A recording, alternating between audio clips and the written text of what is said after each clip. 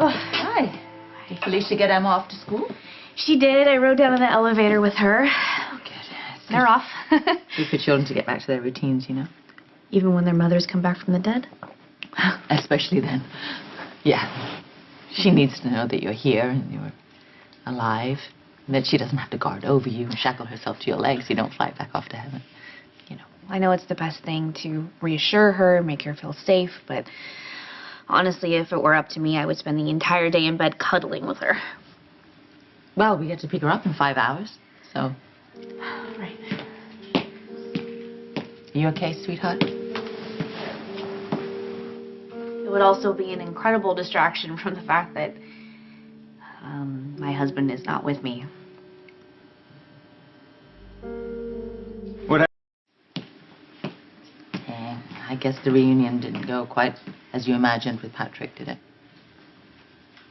I mean, I had been dreaming about the day that I got home the second I realized I had been kidnapped. I knew exactly how it would go. I would go to the house, and Patrick and Emma would be there waiting for me, and they would throw their arms around me. But it's like you said at the church yesterday, that was the fantasy that kept me alive and helped me to survive and helped me to get home. But now that I'm home... You have to let go of the fantasy. You do. You have to concentrate on reality. As painful as that is, their lives didn't stop, you know? Mom, I didn't want their lives to stop. I mean, I would have hated it if Patrick and Emma were sitting there in that dark house staring at my picture for the last 2 years. You just want things to go back to normal. Well, that was the dream. Right. The dream that Jerry woke me up from the second he showed me the DVD of the Nurse's Ball and I learned about a person named Sabrina Santiago. Robin, you were psychologically tortured for nearly 2 years. You cannot blame yourself for not anticipating this. Everyone thought I was dead, including Patrick, so what did I expect him to do? Become a monk? You did what any normal person would do. You clung to the truth, which is that people here loved you and that we would be overjoyed if you came back. Sure, Patrick is happy that I'm alive, Mom, but that doesn't change the fact that he's made other commitments. I'm not minimizing the fallout. Will there be adjustments? Yes, of course. Will there be heartache? Maybe. But none of that's on you. That is all Faison. All of it. I don't know. Before Faison even got his hands on me, when I thought that my HIV meds were failing and that there was a chance I could die, I left a DVD for Patrick in which I told him to move on, to find someone else to spend his life with, not only for himself, but for Emma's sake. So how can I blame him for doing just that? Nobody's blaming anyone here. We're just feeling our way through. Come on. Mom, when I got to this chapel, I got there at the very beginning of the ceremony and I saw the entire thing. And I couldn't believe what I was seeing. When I had left that DVD for Patrick and I told him to move on because I thought I was going to die, it was an idea, it was a suggestion. I didn't actually think that there would be a living, breathing human being that would come into my family and take my place. I mean, he did exactly what I told him to do. He found someone to love, he fell in love with her, and she fell in love with him too. Oh, God. You're getting a little ahead of yourself here, Robin.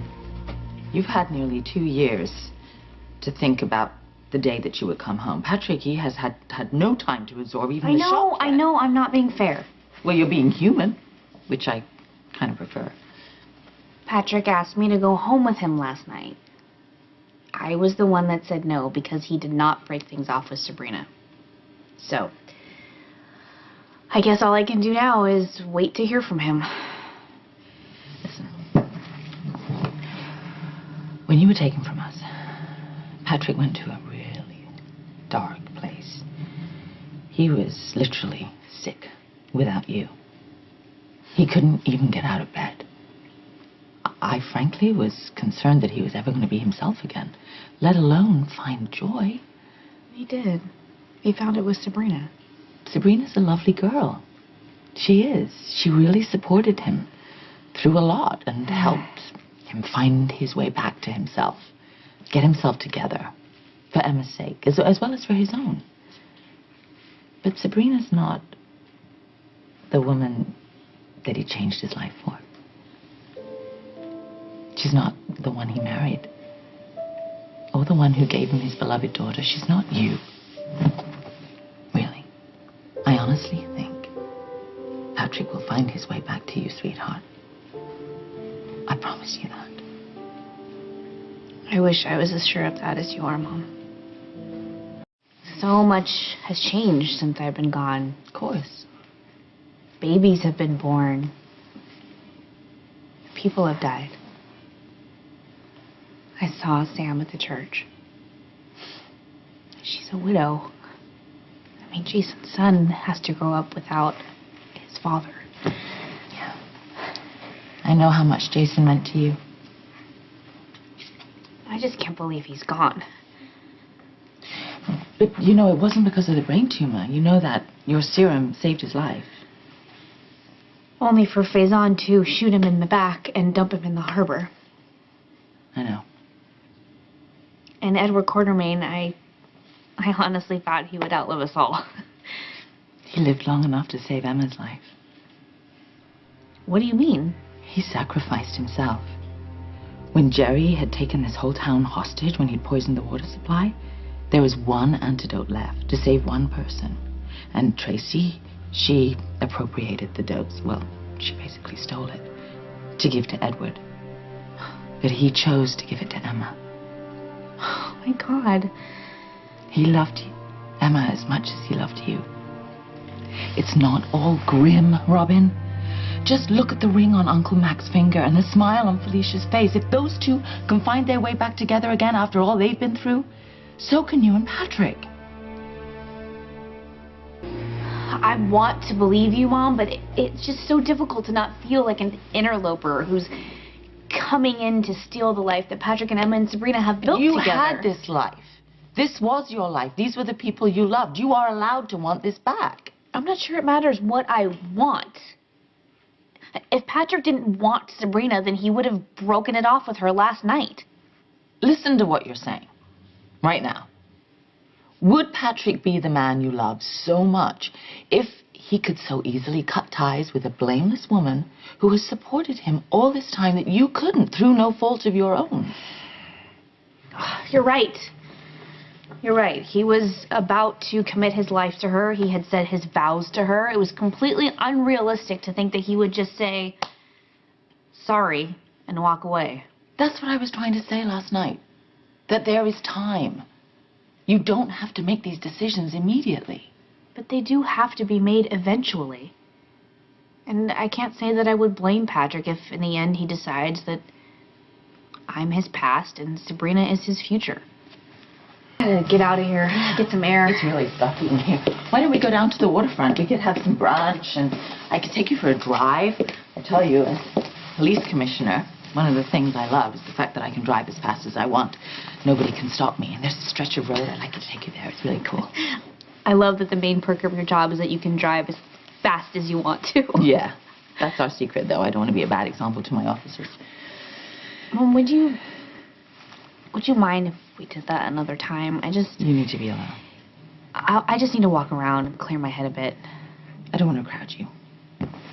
That's impossible. I'm very greedy for you right now. I love you so much. I'm so thankful that you're alive. I am. I could shackle myself to your leg right now and follow you around. But since we marched little Emma off to school, I should probably tough it out. Right?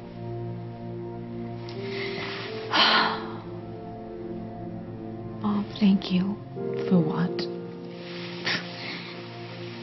For looking after Patrick and Emma and for rescuing me and keeping me sane. You're my hero, Mom. You always will be. And you are mine. You're my hero.